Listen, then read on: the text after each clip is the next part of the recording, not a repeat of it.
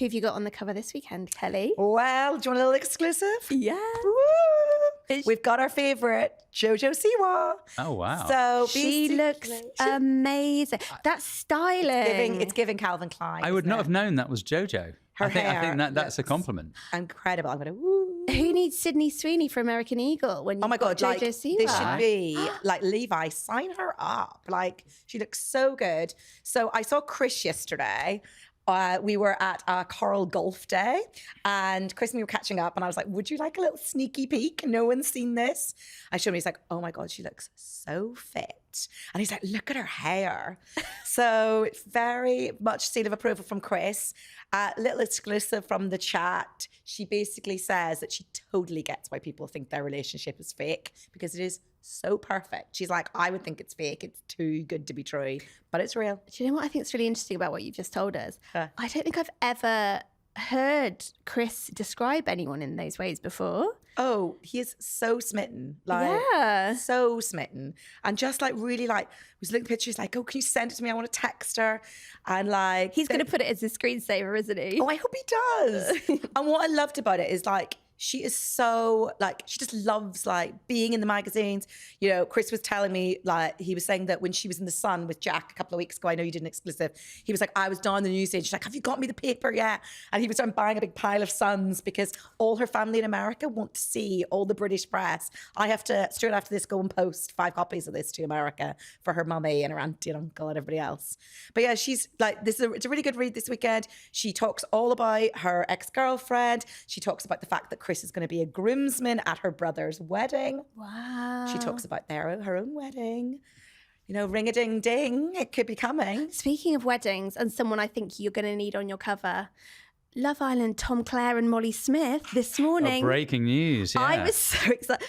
Rod was like, I was like, who? Look, I wasn't here last week, so Love Island did not get mentioned on Showbiz Fix, and we can't be having that. No. So That's an achievement. Love Island Wow. All Stars winners. It's amazing. She has been a fabulous cover star already, and Tom came to the shoot.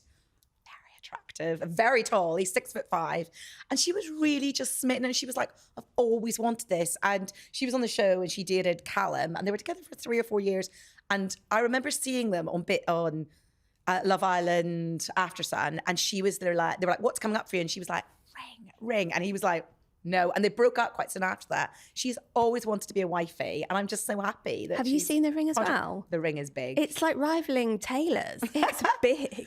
I'm not quite as excited as I was over Taylor's engagement, but I was excited for her because they are a lovely couple. Does that mean they're over the wall now? I mean, when Love Islanders get engaged, does that actually mean they're a genuine relationship and they're going to get married and stay together? Or does it mean, what, like Tommy Fury and... No. Look, I saw Nathan Massey yesterday. He's still happily married to Cara from series 2.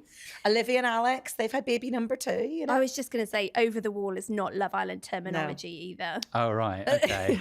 Locked off. Yeah. I forgot. Their eggs Sorry. are all in their own basket. Yeah. Oh, God. Right. So more serious matters. Rod, another story you had this week was Emily Attack was talking about something that happened in her past, which is a really, really serious problem still ongoing in showbiz. What's happening with her? Yeah, it's really sad and quite shocking is that she says that throughout her time of making TV shows, she's been sexually abused over the years.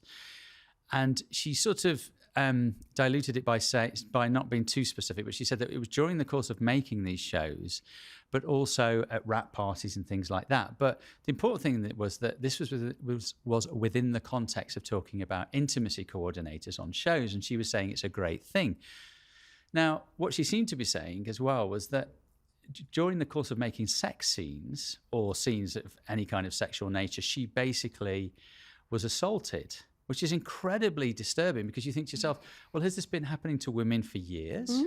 You know, and these days they've got all these rules about barriers, about what you should touch, what you can't touch, and there's always someone there.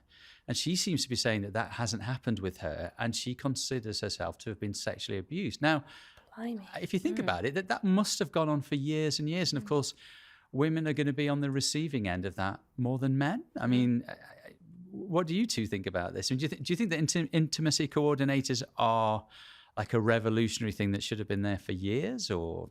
I suppose if you were rocking up and it was your first sex scene and it was, this is what happens and this is how we do things, you may be uncomfortable with the proximity to someone. Yeah. But if you're being told that's what we do, you'd think, oh, okay, that's just what happens, even if you might consider that a personal boundary.